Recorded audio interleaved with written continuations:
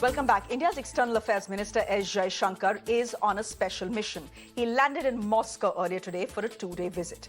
The weather may have been a bit chilly. Jaishankar received a warm welcome from the Russians. And why not? India has so far refused to condemn Russia's invasion of Ukraine. Western countries have repeatedly tried to sway India, but New Delhi has remained steadfast. Now, coming back to the visit, Jaishankar met his Russian counterpart, Sergey Lavrov. That happened a few hours back. Their talks covered energy deals, trade in national currencies, and the war in Ukraine. On the last issue, the whole world would have been keenly watching. Minister Jaishankar repeated the same advice that Prime Minister Narendra Modi gave President Putin back at the SCO summit. This is not an era for war, he said. Listen in. As Prime Minister Modi conveyed to President Putin in Samarkand in September, this is not an era of war. The global economy is simply too interdependent for a significant conflict anywhere not to have major consequences elsewhere. We are seeing growing concerns on energy and food security emanate from the conflict that are coming on top of severe stresses created by 2 years of COVID. The global south, especially, is feeling this pain very acutely. India, therefore, strongly advocates a return to dialogue and diplomacy. We are clearly on the side of peace, respect for international law, and support for the UN Charter. Now, why exactly is this visit significant?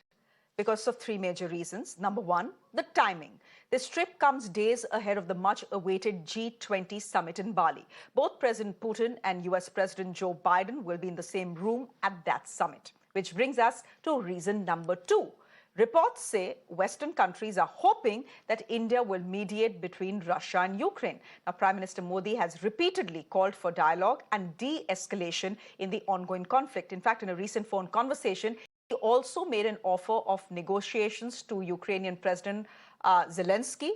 That is something that was reported in the Western press. And finally, we come to reason number three.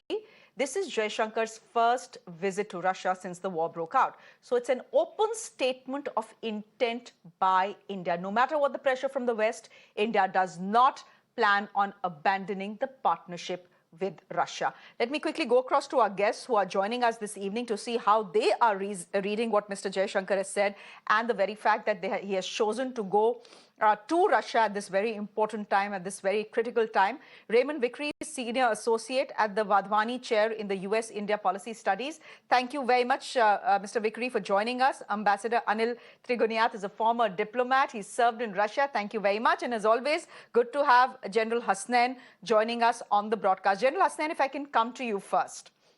The war continues to rage on. India has again made it very clear that as far as we are concerned, strategic autonomy is what we are going with. If buying Russian oil is beneficial for us, we see no harm in doing it. That's exactly what we are going to do. I want your take on what you make of this visit and why you think it's important and what is India exactly trying to say and convey here. Thank you, Shreya. I hope I can be heard. I hope Absolutely. you can hear me, Clear, Shreya. sir. Okay, thank you. Firstly, a very pertinent question, no doubt. Over the last 8 months, I think the situation has panned out in such a manner that India has had the opportunities to play its role very, very maturely, progressively, and establish a kind of a niche position for itself, in which a strategic autonomy has been very well established and respected by the international community at large. There has been a lot of sham attitude from the West to try and pressurize India, but India has stood its ground. I think the start point comes from the SCO meeting and also the time when Honorable Prime Minister Modi met Mr. Putin and conveyed a message which one can perceive was actually an international message that this is not the season for war. And the world lapped up that particular message. Since then, if you see, our External Affairs Minister has been on a round robin in New York, Washington, Sydney, all over the world, in very intimate diplomacy. I think this is India's moment. And if there's any nation placed at this time to seek any kind of an intervention, not intervention, I would say some kind of a negotiation between the two warring sides, I think India is in that position. One cannot be certain at this stage, but yes, definitely the indicators are there. And I'm sure that what is happening at the moment in Moscow is the precursor to something which may emerge in the very near future. You may find the United States and Russia perhaps meeting in Bali. You may find some kind of a pressurization from the United States on Ukraine, which has already been reported. So I think things are on the mend. Very, very early times. Too many deductions cannot be drawn.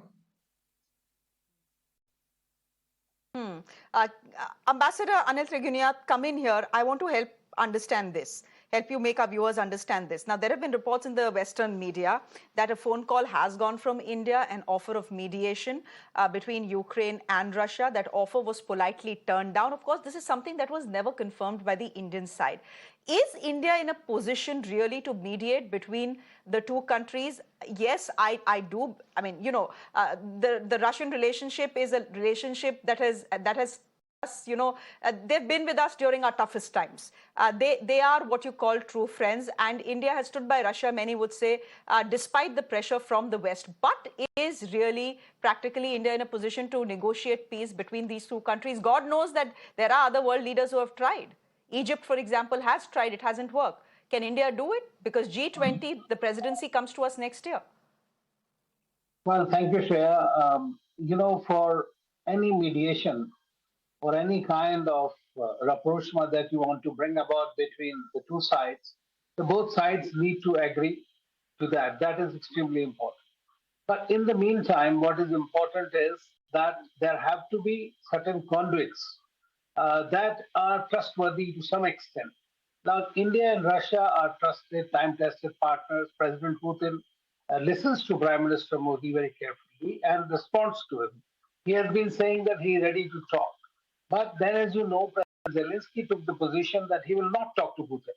Now, it is only yesterday or day before yesterday, I think Mr. Sullivan, the US National Security Advisor, also spoke to the Russians, as well as they are trying to tell Mr. Zelensky that it is time to talk, or at least make a noise that you are ready to talk. So he has come out that there are certain red lines on the basis of which he will be able to discuss. Now, that is, of course, return of all the territories that have been occupied by Russia, and those are the issues. So, what Dr. Jaishankar has gone there, and let us not miss out that it is not only for the Russia-Ukraine war. This is extremely important, and he has made it very clear that it has caused a major mayhem in the world. And the Prime Minister Modi said, and so now Dr. Jaishankar also, in more uncertain terms, told both Mr. Manturov as well as Mr. Lavrov. So I believe that India is ready. India has, when Prime Minister Modi has spoken to Zelensky and President Putin, he said, if our good officers are required, we are ready to do that. Now, but at the same time, you know, you need a country to do that which has a principled stand, a country which has stood by. So while we have not condemned Russia, we have always stood by the UN Charter, by the territorial integrity and sovereignty, and in this case, it applies to Ukraine. And secondly, India has also supplied a lot of assistance, humanitarian assistance to Ukraine in the meantime. So I think that India stands tall in this situation and is not under any pressure, but naturally the Western countries are looking for some country. Turkey has tried, Israel has tried, India can try, why not? I said we should have tried long back, actually. We should have started long back. Because see, there is no harm, and when we say we are on the side of the peace, then we need to come forward and do what we can do. And I think in this case, Russia is a friend, and they must understand, and Ukrainians must also understand that it is in their benefit to agree to some kind of truce at this stage, fire, and then move forward. Okay. Raymond Vikri, how's the West looking at this visit? Mr. Jaishankar, of course, has been in the US, defended India's stand there. Anywhere he has gone around the world, he's spoken about it very articulately. How's the Western world looking at Mr. Jaishankar's visit to Russia? And I wonder how, how India is going to negotiate what is coming next, which is the G20 presidency, where you need to work with Western countries and you need to work, of course, with Russia and China as well. very much for having me. I think that Minister Jaishankar's words are very welcome. There were those, particularly in India, who were saying that what Prime Minister Modi had said about this not being an era of war at the Shanghai Cooperation Organization was just a very minor blip. I think that the minister has made it plain that this is not a minor blip, that this is the position of India. And I'm particularly encouraged by his citing of the UN Charter, which prevents particularly the use of force to change borders and invade a neighbor. That having been said, India, of course, will make its own decisions, but I would hope that India will make its decisions based upon its values of democracy and the international rule of law. And in the final analysis, of course, it's actions that speak louder than words. And it seems that India has not been able to step up to put actions behind these kinds of words in order to be able to bring about peace. Strategic autonomy is very important, but you have to ask the question, strategic autonomy for what purpose? Just to be autonomous in and of itself doesn't accomplish anything. What we need is peace. We need the observance of the rule of law. And there should be no equivalency between Russia and Ukraine. Russia is the aggressor here. It has invaded its neighbors. It is killing thousands of people. It has committed atrocities, which are plain to see on your channel and other channels as well. So the next question is, what kinds of actions will be taken to back up these very fine words? Okay, that's a fair point. General Hasnain, would you want to respond to that? It is all very well for India to say that this is not the era for war, but what has India done to back its words? The fact is that in the month of October, Russia has become the largest supplier of oil to India. We have refused to sanction Russia, like the West has wanted us to. We have, we have not voted against them in any forum. See, Shreya, there is a twofold intent and an aim behind any nation when it gets involved in an activity of this kind. Number one is self-interest. Let's have no two doubts about that. Interest, your national interest is the most important thing. Second is national reputation. And I think in both fields, in the spheres of what is happening at the moment, in this very intimate diplomacy going on, I think India is scoring. And although this has been an ongoing kind of a relationship with Russia, and if you see, we are members together as a part of SCO, we are part of RIC, we are part of the United Nations, of course. I mean, so many forums that we are together. And we've had an intimate history of a strategic relationship behind us. To say that India will suddenly cast aside Russia at this particular stage and seek something completely different for different purposes, I think would be unrealistic. And I think this aspect of strategic autonomy is essentially being done to establish India's international reputation. We have not condemned anyone. We have not gone against Russia. We have not gone against NATO. We are stuck right dead in the center. Because we have been with Russia all these years, everyone considers that our refusal to condemn Russia means that we support Russia. This is a matter of diplomatic perception. I think we are in a situation today where India needs to perhaps explain itself a little better, but is the only nation, one of the only large nations which actually has a capability and a role to play to bring about peace in Ukraine.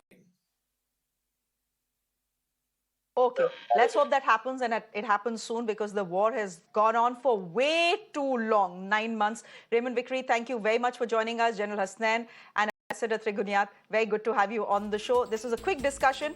Good to have all of you. I'll thank you for all of that, and thank you to our viewers for tuning in as well. It's a wrap.